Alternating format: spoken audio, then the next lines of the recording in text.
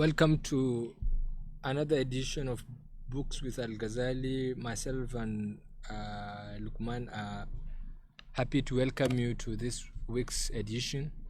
We are still, of course, looking at Segun Adeni's work. We have gone far. Last week, 2 weeks ago, we've been able to discuss quite extensively the Petroleum Industry Bill, which coincidentally, became a major subject of discussion across Nigerian news platforms, social media, and other discussion platforms. We'll try to shed a little more light on some of the key issues in this week's edition, and of course look at the Niger Delta Amnesty Deal, which was midwifed by the Yar'Adua presidency, and which goes as one of the major achievements of the administration. So Segun Adeni had given us a perspective of how we come about these two key subjects, the PIB and then the amnesty deal. The PIB deal saw the light of the day only early this year or the end of last year. Yes. After 10 years, of Yar'Adua presidency, but even 10 more years before that, the issue has been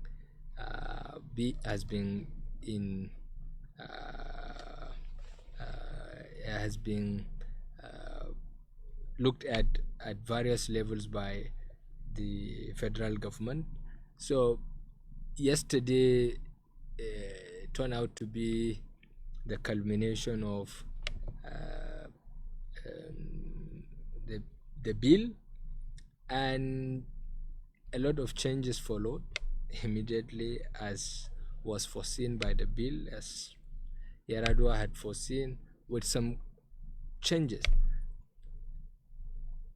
The problem this time around is that we had a presidential candidate who in 2019 was, largely demarcated on account of his agenda to sell off or privatize the country's oil assets. Now, he was largely demarcated because of his history in the privatization activities of the country. Many of them did not go down well.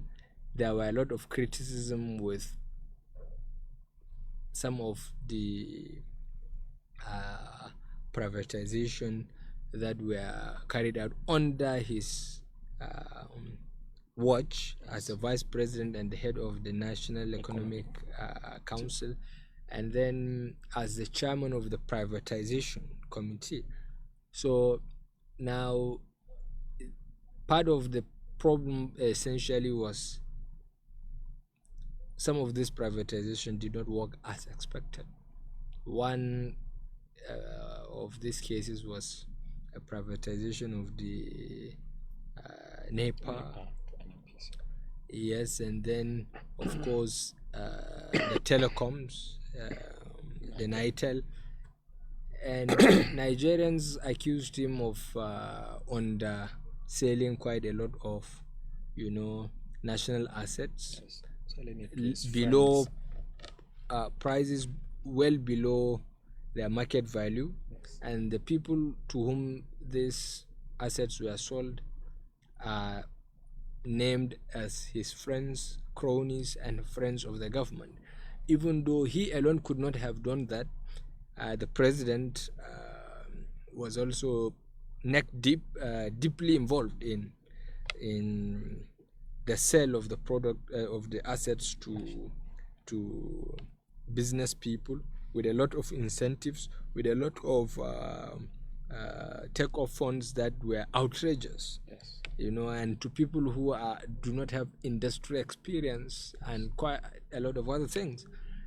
And now we have this case of privatization of the PIA under President Muhammadu Buhari, who openly really, or his party had openly criticized that particular presidential candidate, Alhaji Atiku Abubakar, for saying that he will privatize the country in any case. Yes. Now the country is back with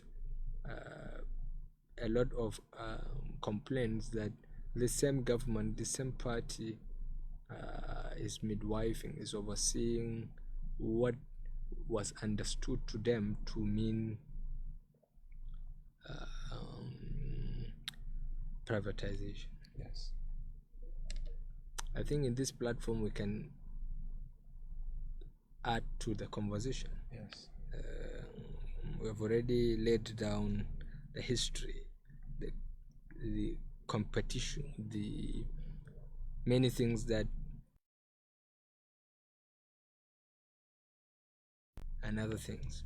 And now let me ask you, having read some of these things, what do you make of this confusion after the full transition of the NNPC from a government corporation to a public liability, a limited liability company, and the reactions of Nigerians, but then also forget that beyond the reaction there is a history of many Nigerians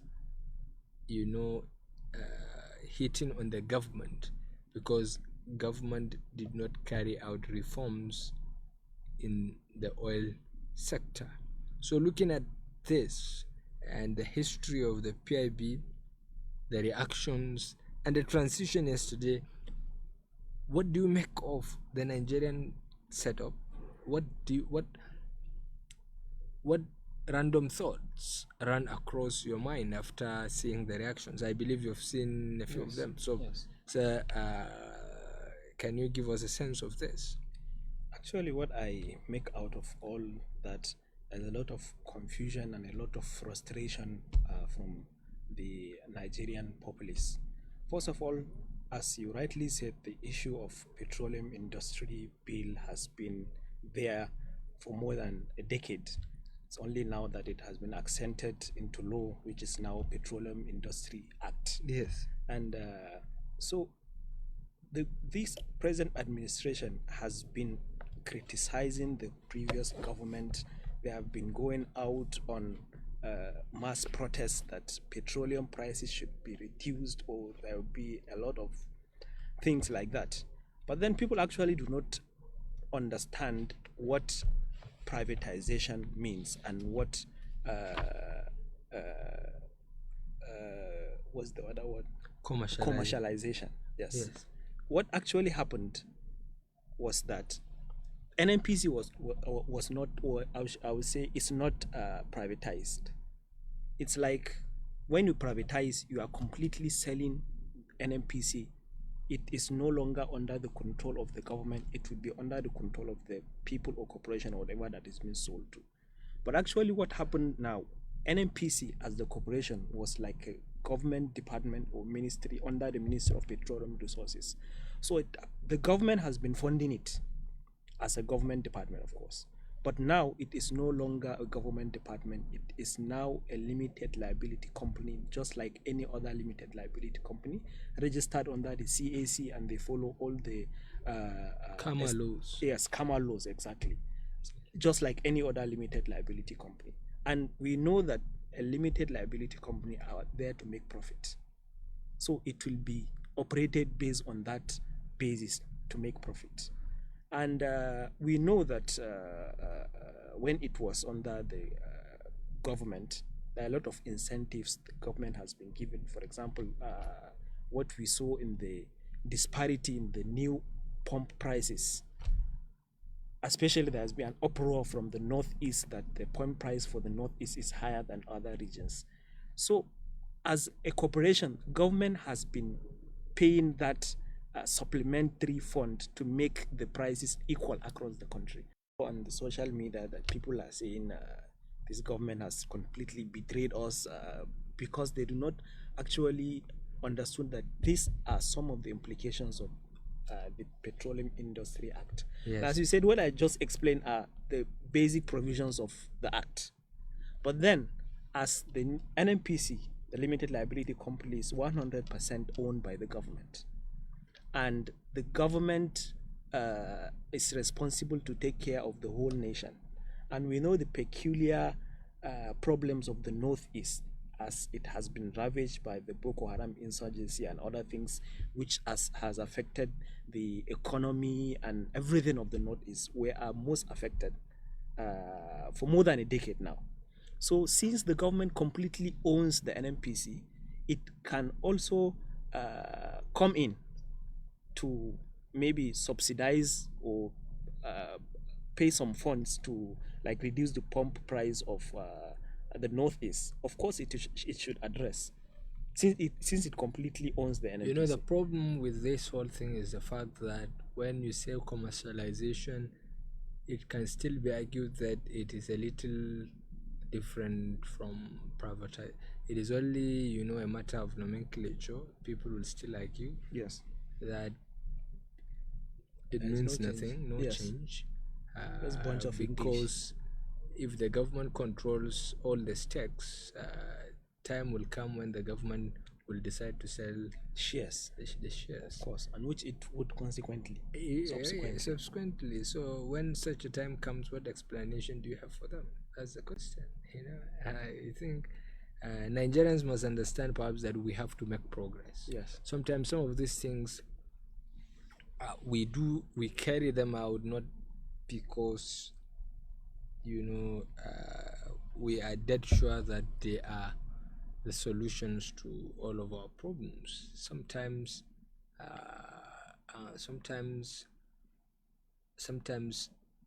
there are some institutional adjustments that need to be made. Yes. And in this case, this oil sector is one conglomeration of, you know, very unclear, difficult to understand collection of entities that is quite difficult to govern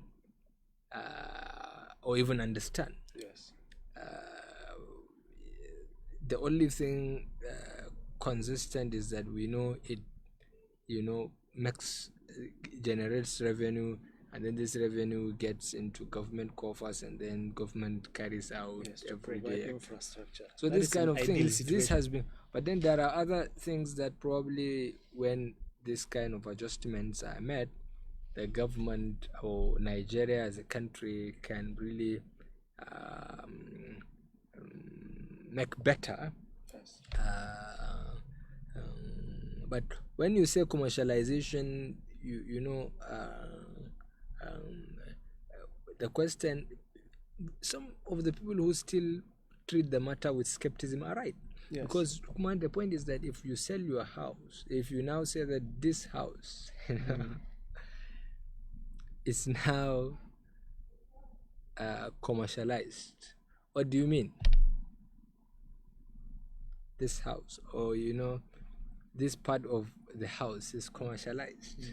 You are expected to gain profit from it. Are you saying that, okay, you know,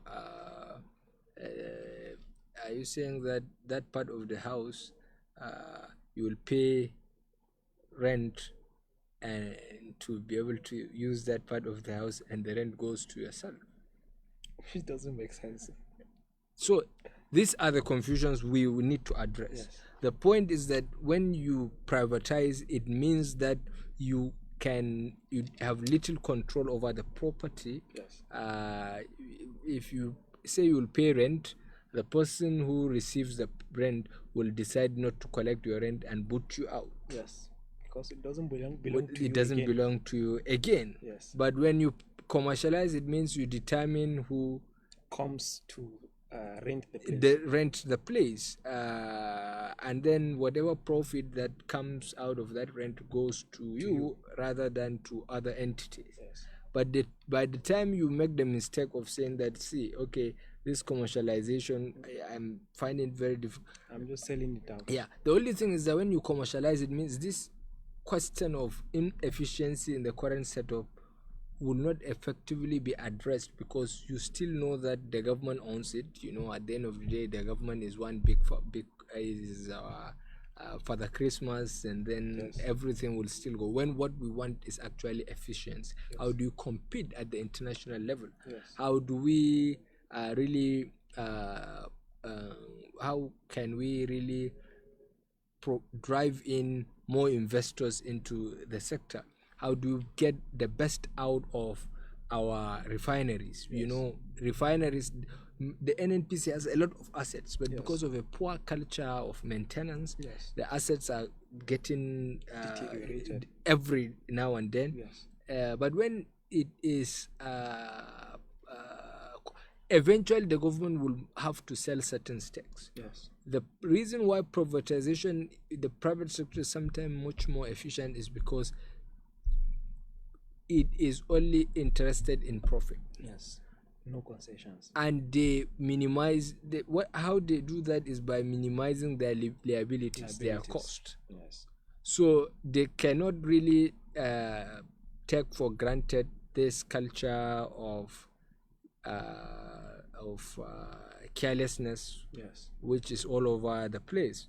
The country's production has gone down, yes, to a record low, and it has consistently been going down, yes, in the last few years, yes, because of a number of factors, but largely because of infrastructure, because of efficiency, because of the culture that is around the NNPC. We think that when it is now moved into private hands, yes, when it is run as a business, when it has the responsibility every year to publish their audited accounts, yes, to post profit and other things, then we think that there won't be this laxity, this excuse of saying that we need.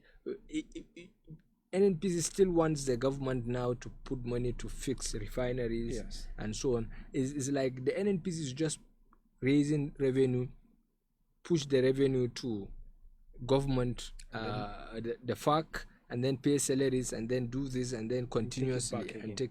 The point is this: NNPC itself needs to understand that is not its interest.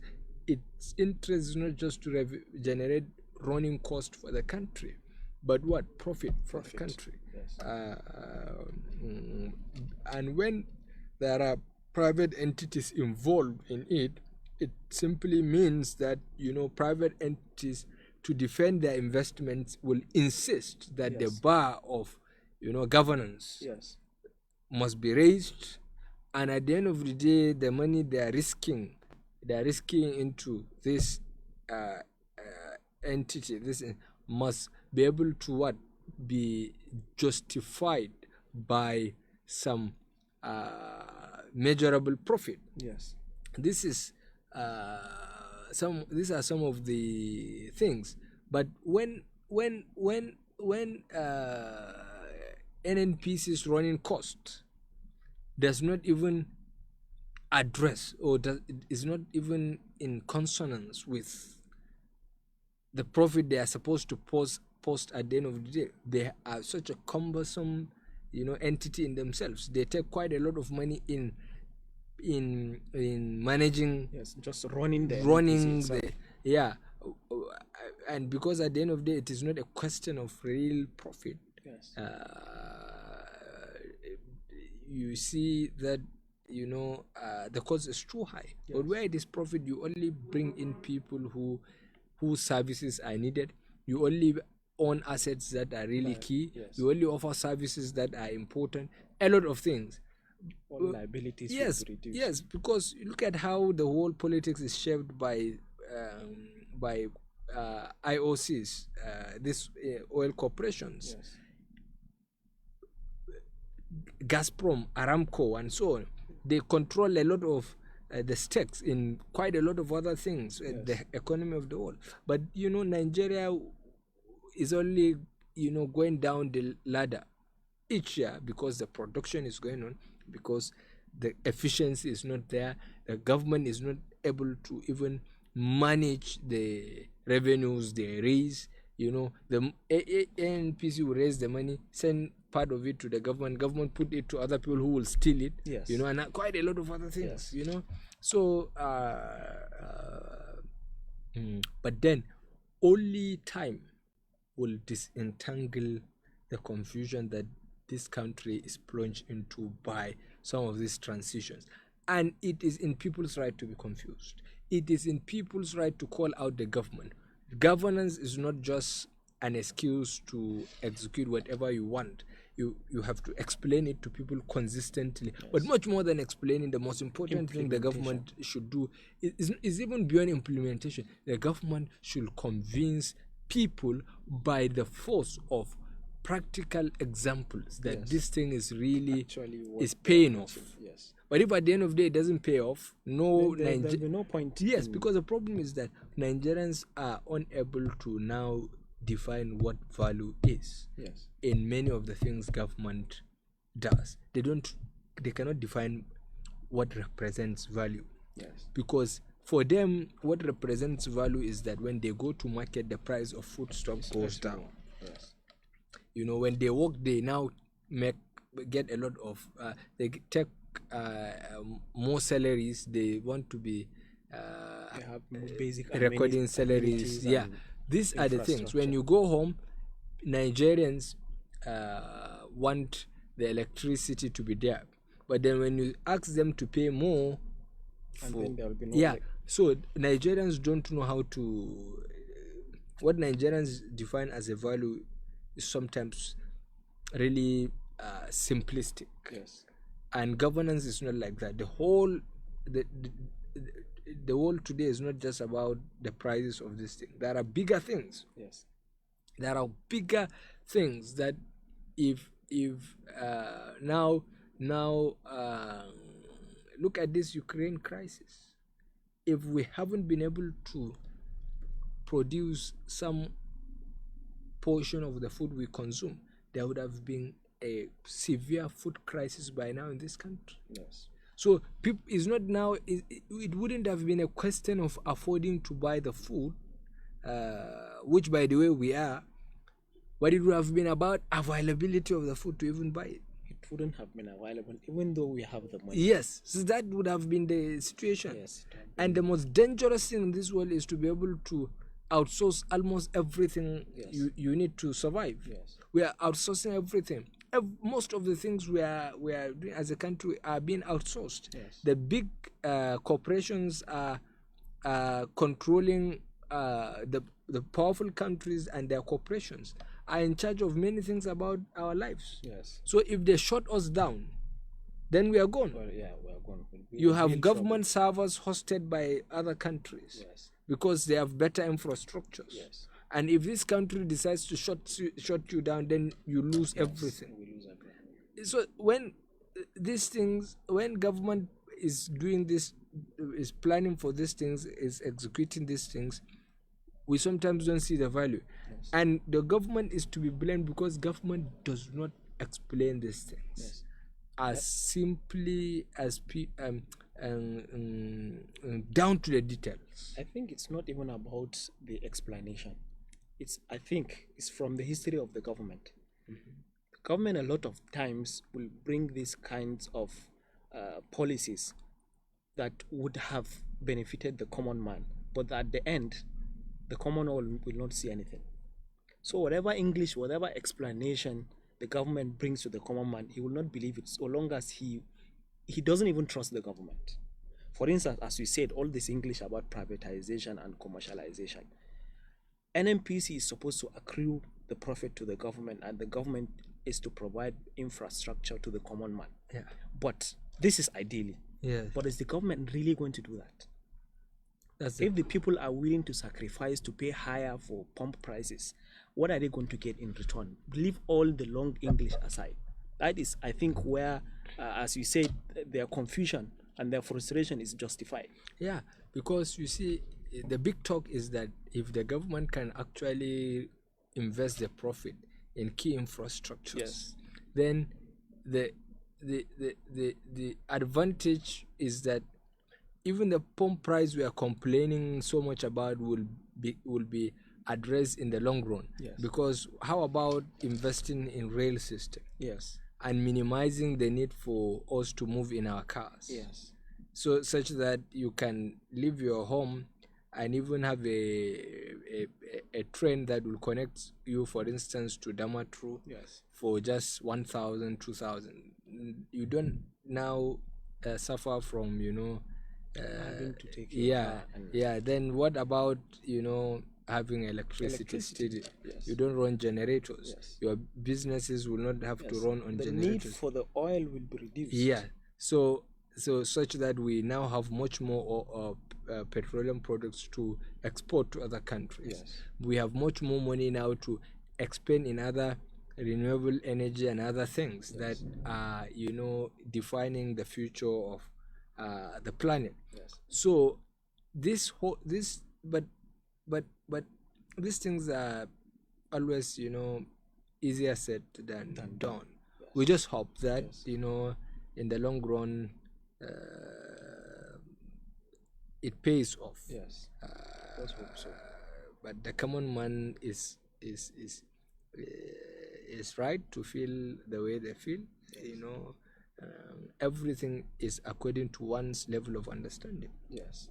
Some people cannot understand anything outside the price of commodities. They don't even want to understand. It is in their own right. Yes. It's in their own right. Yeah. So I think if at the long run it would pay off, Nigerians would appreciate it. Let's say maybe for what has been happening about the increase in the tariff plan for electricity. Yes. They have been increasing the tariff plan, but then there is no stable electricity. But if then they were increasing, but then we have stable you see, electricity. the point is that sometimes electricity, the thing about Nigeria is far beyond your explanation. There will be electricity when there is electricity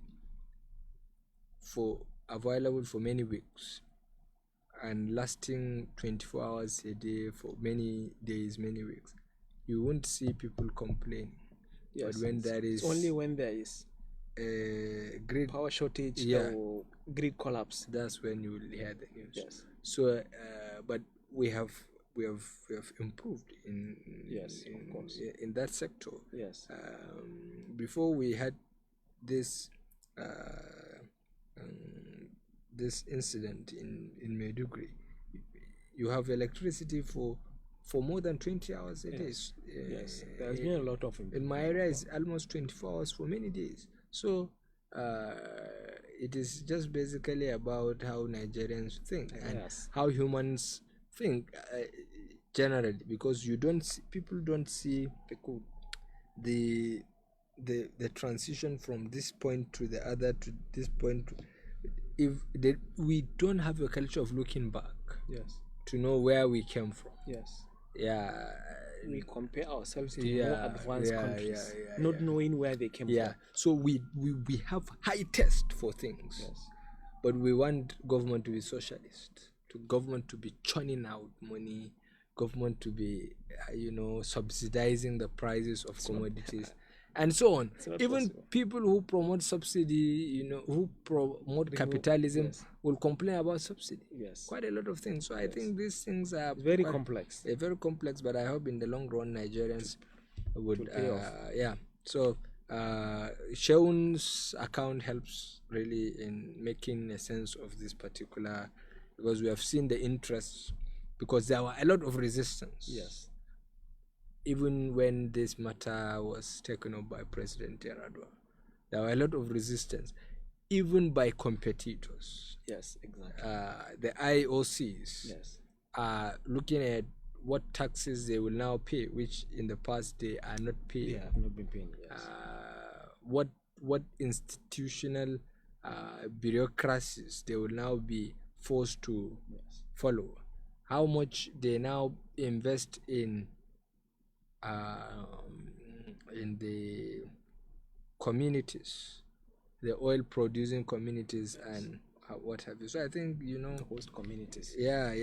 So Seun's work by accident, coincidentally helped us to make a sense of this whole thing. Yes. Because reforms are needed. Yes, in that sector. Yes. There are a lot of malpractices going on. There are a lot of things that are way below industry standard, yes, way below the standard in other countries. So the NNPC is now just a cash cow, not only of just big men in town, but even of our own university graduates. They want to go to NNPC, and then talent is buried in that towers. Yes. Because people go there because this is one of the places where you take fat salaries, oil money for doing absolutely nothing. Yes. When you can be, when as a person you're such intelligent that you can set up an enterprise that will employ 10, 20, 100 Nigerians. Yes. So let us hope that this restructuring can change the course of things in the future. Now I think we should proceed to look at another key issue, which is also very much about the oil producing communities, and which also has a lot of implications for our currently in Nigeria, the Niger Delta Amnesty. Yes. Recently we have been recording a lot of defections from Boko Haram, and yes, how do we handle 1,000, 2,000? There is currently about 60,000 or surrendered Boko Haram members, and the government is confused just how to deal with this subject, where to keep them, how will the society, you know, welcome them or not, and what will happen, and more confusion that some members are going back to their former ways. So I believe the amnesty deal was one of the greatest achievements so far. And Sheun's work, it gave a very good insider's account of how this whole thing was pulled off. Yes. There were times, you know, when the president came into power, that was a major talking point. Yes. The militants have taken over certain communities. Yes. There are a lot of places where national assets are hosted have become militants' dens. Yeah. Nobody could go in. Even governors in those communities are under the mercy of some of these dreaded militants. The country was almost entirely at their mercy. Yes. They can blow up, you know, pipelines, and then they kidnap, kill, and so on. It is only surprising that today this is no longer a major talking point in the country. Yes. But there were times when everything about this country, even political campaigns, are dictated by, you know, the subject. So we are back at it. This whole subject of amnesty is the only reason we are no longer criticizing them, because I could remember in those days the whole program was criticized because the president was given access to some of these militants to come into the presidential villa, yes, and then have discussions with him, and some during those days thought that Yaradua was cheapening the institution of governance. How can a whole president host a well-known militant? Take the case of Harry Oka, yes, who insisted that I wonder, the government had to drop off all the charges, all the treasonable felonies against him, and then it got to a point that he became a major stakeholder in the conversations and so on. So thankfully, at the end of the day, largely the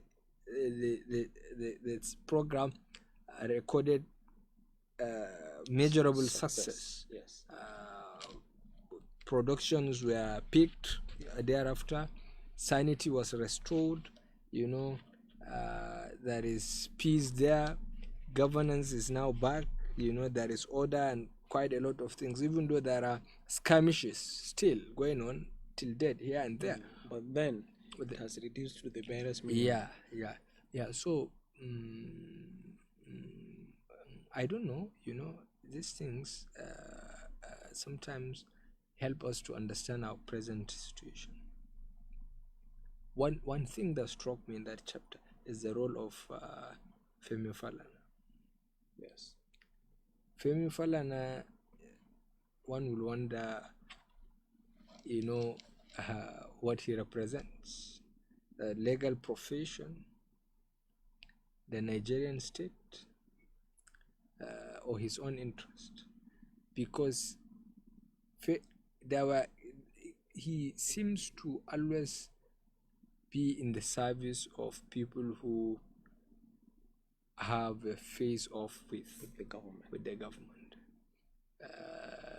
But then, these people also in the face of law, in need of legal representation. Yes. If people like Femi Falana stay away from this, it may amount to double standard. But sometimes this same Femi Falana will come out on TV to criticize government for something when he is part of the forces that stand in the way of government for quite a lot of things. I don't know how this whole legal profession works, Otherwise, how can one represent a person who has charges for committing treason? Yes. I don't know. I don't know how this works, but then it is. I'm conflicted. It confuses me. It's really confusing. But I don't know what you make of that role. The role he had played. He insisted that Harry Oka could not. The cases were lodged. The charges were lodged in, I think, Yes. in Kaduna, then Jos. Yes. And then later on, he insisted that the judge doesn't have the credibility to hear the cases, and then the judge had to resign. Another judge came, and then many things was not committed in that state. So what do you make of this role? Because he has another history of similar. Yes. And that same Henry Oka has been terrorizing not only Nigeria but other countries. Other countries. He went as far as to presidents exporting his militancy to yes. other countries. He went as far as to organizing international crime. He has built a network of criminals from Nigeria down to other countries. Yes. Ukraine. Yes. And other presidents are complaining about. So I don't know.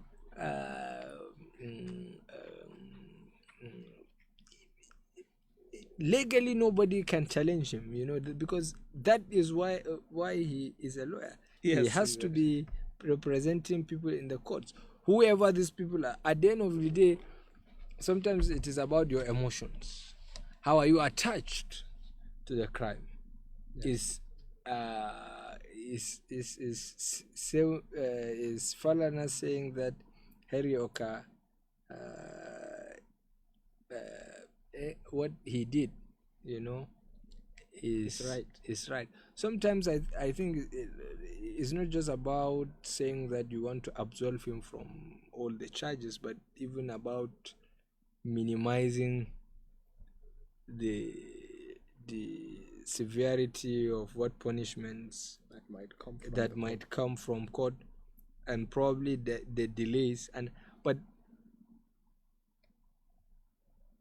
only lawyers can understand. Yes. He calls himself a human right activist. Yes. So probably, as he said, maybe we are going to need more explanation from legal professionals. Yeah. Because it is. How do I address a case? I do PR, public relations, quite a lot. When I am contracted to offer professional advice or to carry out or execute a PR project, the first thing is not even for me to care about whether the person I am working for is right or wrong. Yes. My concern is our concern is whether the communication is suited to how do we help the communication? How do we avoid further problem? Damage control. Yeah, it's damage control. How do we de-escalate tension? How do we escalate the attention going into that subject? So, people will now say that you go and get paid and then absolve someone, you help someone who has done X, Y, Z. But at the end of the day, what you did is you have to first of all know that, because you see,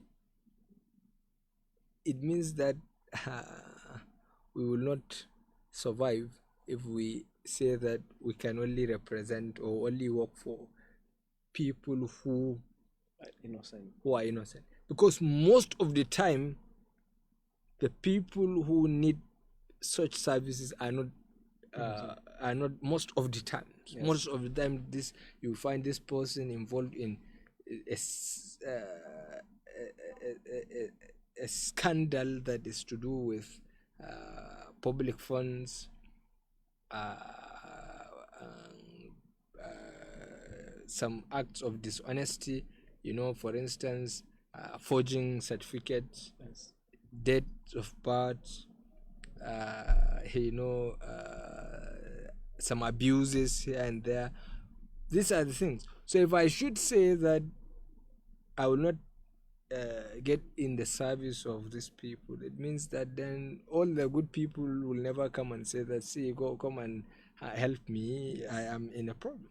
Yes. There are a lot of people who get really into problems because their communications have not been really well coordinated. Yes. And then there are informations that are taken to the media and then interpreted badly, yes, and so on. Then that will escalate the problem. But largely sometimes you get into the service of people who are guilty. You are dead sure are in problem, but you have to detach your emotions from this whole thing. Otherwise, you would do the work. Because what you will offer as an advice or what your output sometimes may be a media content going out will reflect that even you is giving an excuse. Yes. And when you give an excuse, it is another way of admitting guilt. Yes. So maybe he has reached a point where his emotions and his practice are two separate entities and they don't interfere with the other. But I am really it is really very confusing to me. But then beyond that, President Yar'Adua as an individual has played a very significant role in that, because sometimes you have to see the interests. The country was drawn back because of the activities of the militants. Yes. In such instances, presidents have to deploy whatever means to make sure these things are addressed. If a president thinks that he's all too powerful, he cannot go as low as to have dialogue with militants. Yeah, but do you think this thing applies to the current problems we are facing in the country? Do you think we can apply this same thing to banditry, to Boko Haram and other things? What do you think, looking at what Yar'Adua did and our present day circumstance? Or do you think the president or the government that is being formed, what do you think, what lesson should they take from Yar'Adua? If the applied by Yar'Adua in addressing the issue of Niger Delta to Boko Haram and bandits. Well, I think if the government should do that, would consider, if we were to compare the bandits or Niger Delta militants to the Boko Haram or the bandits, how do they even operate? Did the militants used to kill people at will, at random? Yeah, they did. They took over government. Yes, they did. They took over government. Yeah. So as we see that the Boko Haram terrorists have been surrendering to the military, I think it was because the government has opened its arms to them. If we did not give that room for them, they wouldn't have. Even though the government have the willpower, military willpower, to destroy them in their dens, I don't know what has been happening, because it's obvious that the Boko Haram problem is very complex. Absolutely. Definitely the military has the power to crush them all together, but it didn't. It's not a question of it didn't. When you say it didn't, it means like they know the place, they know it is right under their purview. And exactly, because it is complex. It is a complex thing, and maybe that applies to conventional war circumstances. In such instances, government can blow up their places.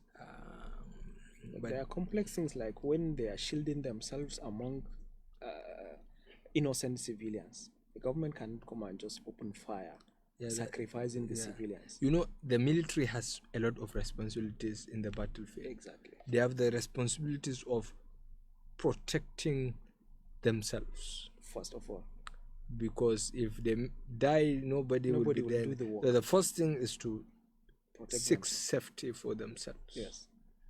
The next is to ensure that civilians and other national assets and properties are protected. And then the third is to ensure that the enemy doesn't win. Yes. Even if it will take the enemy to be killed. Yes. So all this lies, all these are the responsibilities of the military. Yes. The terrorists don't have any rules of engagement. Yes. That is a big problem. They don't have any order. So when they come, they just do whatever that is possible within that material time, and then go out. And run away. If they have order, we don't understand the order yet. Yes. If they have order, it is different from from that of the military, which you can learn by over time. Yes. But terrorists operate spontaneously, so it takes a lot of years before you can establish their pattern. Yes. The mode of operations. Their modes of operation, what they do, and so on. Everything is coded in this confusion. So sometimes it's very complex. Yeah, sometimes it's very complex. But and more so with the people they have been kidnapping. They are present in their dens. Who advise them and who tell them all this. Maybe they have informants from the civilians, which you cannot differentiate. So now, don't you think because of this confusion, it is even better for the government to roll up the war drums and say that, okay, look, guys, the fight is over, come to the round table. I think that maybe it has been the initiative of the government, but probably people have not been accepting that. What I think is probably why people have been resisting that. Boko Haram has displaced people from their villages for many years. But Boko Haram, yes, there has been Operation Safe Corridor for quite a long time, that those who are willing to surrender should come forward to surrender. It may interest you to know that many of the people who surrender are not really the main fighters. Very few of the fighters. Maybe they are compelled or something. Yeah, the fighters are still yet to surrender in the numbers we expect them to. So can we take it further if we, for instance, say that, okay, we are, as a president, I'm now declaring a pardon for all the crimes you've committed,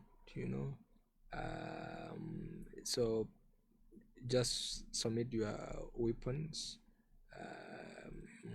undergo programs, we will take care of what you do after this and other things, and then the fight should be over.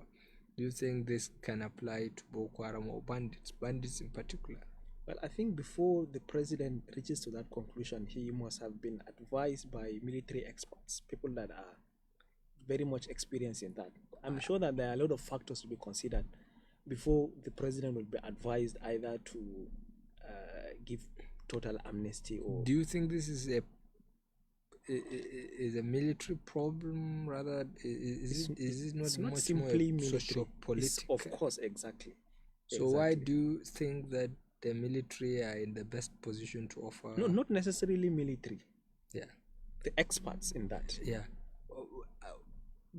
What if what you say here helps the experts to also make a sense of these things? Sometimes these discussions are underrated. Yes, exactly. I think in that case, then, is that actually going to end the war?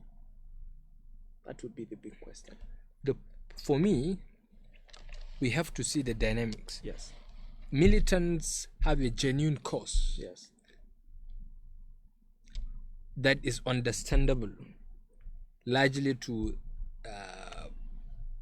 many. Yes. And if their concerns have been addressed by the government, yes, they can really, go back. Yes. But one thing the president is always saying is he's confused why bandits, people who are from the same stock, who have lived together for many years, who share common history, common language, still killing themselves. The president is saying this each time he had the opportunity to. Now, you and I know that there are certain underlying socio-political factors fueling this thing. Yes. And largely some of them are justifiable. Yes. Because probably some of them were never given any proper education, and so on. So for that reason, do you think it is in order for the president to try that? Yes, I think it's in order. quite disagree with you. My reason is simple.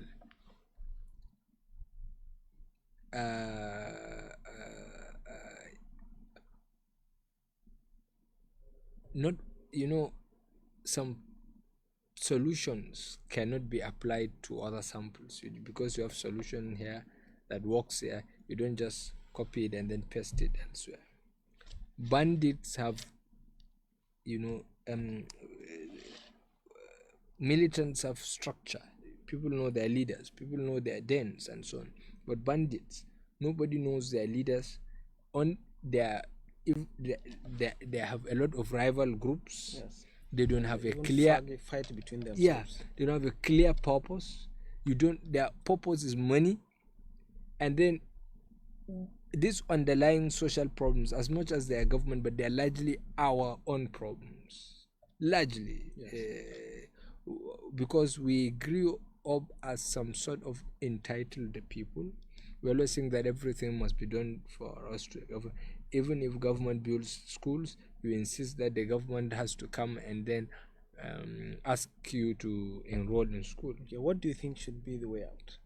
The way out is basically to restructure the governance structure of the country. The country needs to be reorganized in a way that there are institutions at various levels that can take out these bandits. The way the system is so complicated, the local government system is dead. The state government has become less efficient because the state government has become much more about issuing contracts and other things. Yes, but then largely that powerful institution that organizes the local communities is lacking. Yes. You know, unless we get these things, we may succeed at facing out these bandits, but in a few years to come, we will have another set of crises like this. So the structure must be one that at that level, at that local level, can identify problems, proffer solutions, and apply them. That is what we want, because each time the problems will keep escalating and it grows well beyond the local institutions. Yes. And then those on top, the way they come and they don't have this local content in their solution. They don't have the understanding of the local problem. They don't have the history of the problem. Yes, what you are stating we cannot have it overnight. Yes, but then it's not what we can have overnight. Of course. The point is that what is sustainable. Yes, and is the government ready to do that? The point is that is peace too much to pay for? As a country, in fact, everything rests on peace. Before Boko Haram, yes, in Borno and Yobe, 30% of this country's wheat demand is produced in Borno and Yobe. Yes. 30% of that.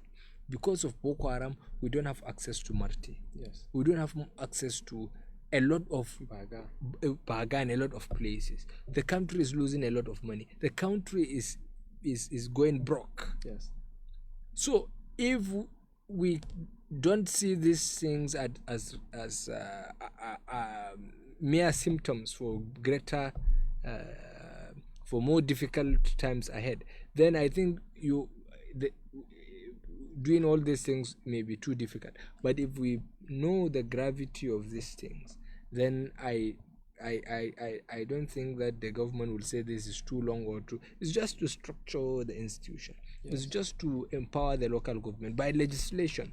The local governments are handled by people who are less informed, who had little or no authority at all, yes, who control nothing, who have no respect, who can do absolutely nothing. They receive allocations, sometimes intercepted by their state governors, yes, and then handouts will be given to them, and then because they don't have enough knowledge on what to do with the money they will have a lot of surplus at the end of the budgeting year or the month. Then what will they do? Employ ghost workers. Yes.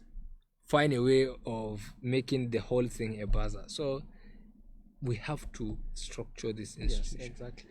And maybe the blame we now,